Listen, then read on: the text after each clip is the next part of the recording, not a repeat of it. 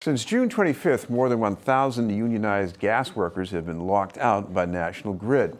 Despite struggling with financial hardship, including the loss of health benefits, the workers have been looking out for the safety of National Grid customers and more recently offering help to customers of Columbia Gas affected by yesterday's fires and explosions. To bring us up to date on the lockout are two presidents with United Steelworkers from Local 12003, Joe Kirylo, and from Local 12012, John Buonopane. Thank you both for being with us. Thank you. I want to start with John. We don't know the full story about what happened yesterday, but what's the broad lesson here about safety? Well, first of all, I want to say this is a real tragedy, and in my 30 years as a gas worker, I work in the field when we are working. I've never seen anything like it. I've been involved in different types of situations over the years. But I think this might be unprecedented in this state. Not exactly sure what happened. I think I can say fairly confidently that it's an overpressurization of the system. I think that's been reported in numerous places. And to kind of give you an idea what that is, an overpressurization of the system is when a high pressure line and gas, that high pressure gas is introduced into a low pressure line and system, which isn't designed to handle the higher pressure. It's very serious. It doesn't happen very often, but when it does happen, it leads to consequences, as you've seen in the last 24 hours. Numerous fires, explosions, fatalities. Not sure what caused it. There's a bunch of different things that could have happened here. I can't say one way or another. I wouldn't want to speculate, but I think it definitely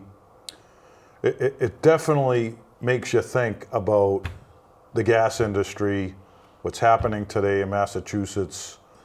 There's a lot of work going on out there, and we really need people to pay attention to what's going on out there, and we really need the right oversight by not only the state, because it's the Department of Public Utilities who regulates the gas companies, whether it's Columbia Gas or National Grid or Berkshire Gas, but the cities and towns, they can step in also and make sure that these companies are operating safely.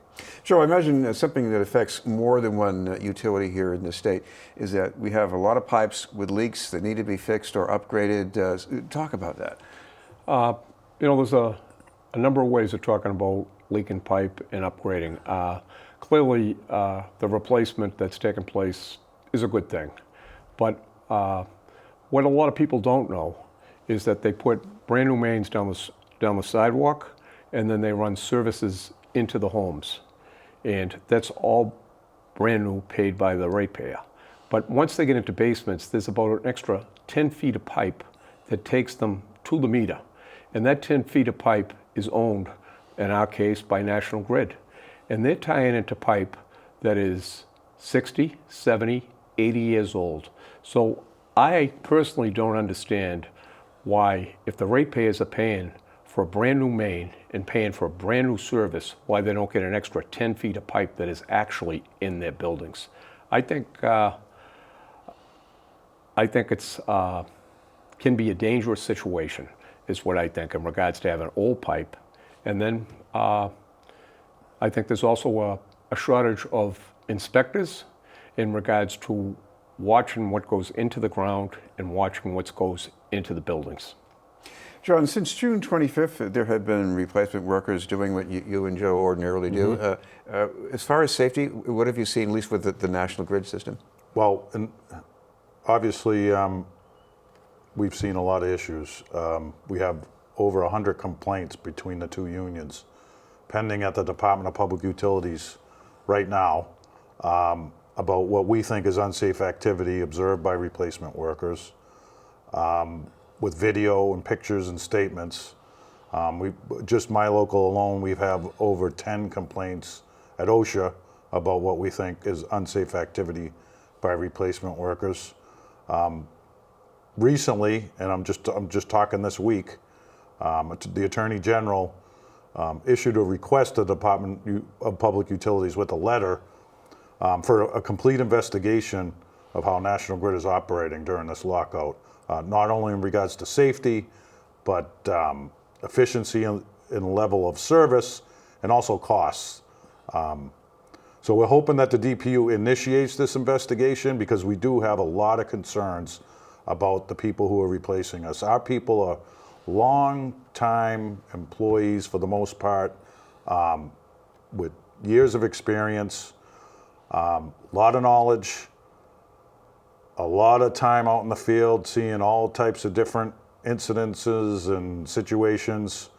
They're replacing us with many people who we don't think have nearly the experience. Some literally taken from an office and sent out in the field on a crew.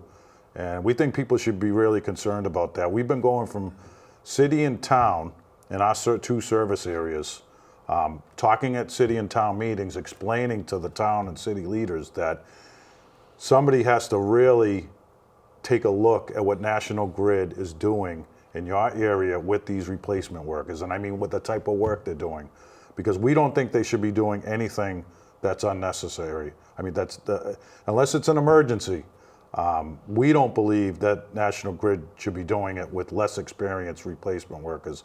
And I can say that 25 cities and towns have passed some type of moratorium to prevent National Grid from doing that. Joe, this seems like a job where you're dealing with something that's potentially dangerous, and if there's one thing you try to cut corners on, it could come back and bite you. How is an experienced worker different from these replacement people? There's a number of ways. I think the best way would be to point out the difference between hiring contractors, whether it would be marking the mains in the street, and having contractors brought in.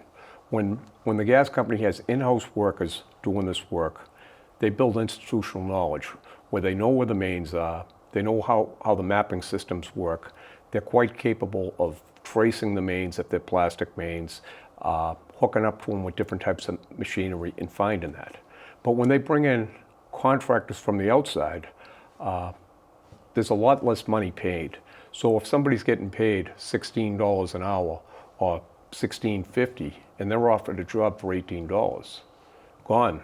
They'll just leave and they'll take a different job because the money's not there to raise a family to live on. So they never gain the institutional knowledge.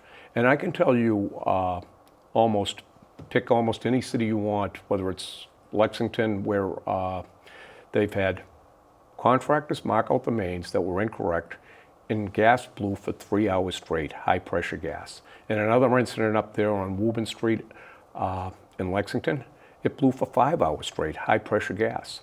Now there's all different ways of looking at this. If you're an environmentalist, you want all the gas leaks fixed. And we, as gas workers, want to fix those grade 3 leaks. But when you think of a contractor that marks a main wrong and someone hits a high pressure main that blows for 5 hours, well, you just released just as much as all those grade 3 leaks in 30 years. So a leak weeping for 30 years probably equals 5 hours of high pressure gas blowing.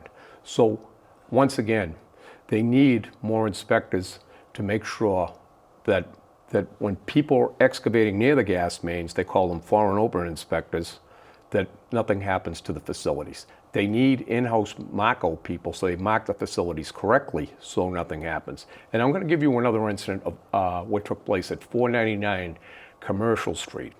They've had a contractor down there.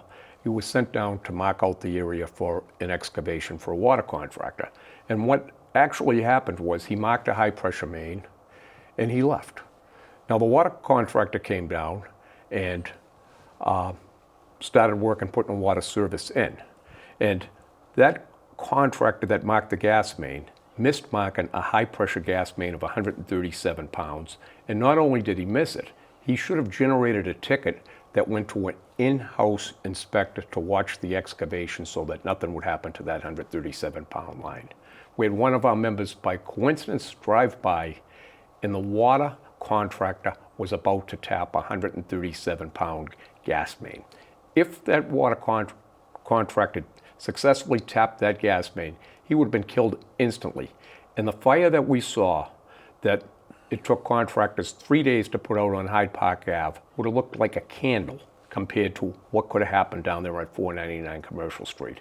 And I can tell you that this local, Local 1203, has documented more safety-related gas incidents than any local in the country. And that started in 2011, and it continued right up until we were locked out, when we went viral and presented videos to the DPU. John, about We're still documented. John, about the contract, National Grid has been seeking concessions, especially for new workers. Where do things stand now? Well, we've been bargaining now that we're into the 12th week, and there's really been no change. I'd like to answer that if you don't mind. Sure. Yeah. What they actually said when we were in there is, this has been going on for a while, the bargaining, and what I suggested to them is we need a win-win here. What we need to do is for the company to walk away to save a little face, for the union to walk away and save a little face. And I suggested the best way to do that is to work on the issues regarding public safety. And there are a lot of different ways that the public can be protected by the work we do. And I would say that that would be a win-win. The chief negotiator from the company stated right across the table, we are not interested in win-win. We want concessions. So that's what we're dealing with in there. Thank you both very much, Joe Kirylo and John Buonopane from the Steelworkers.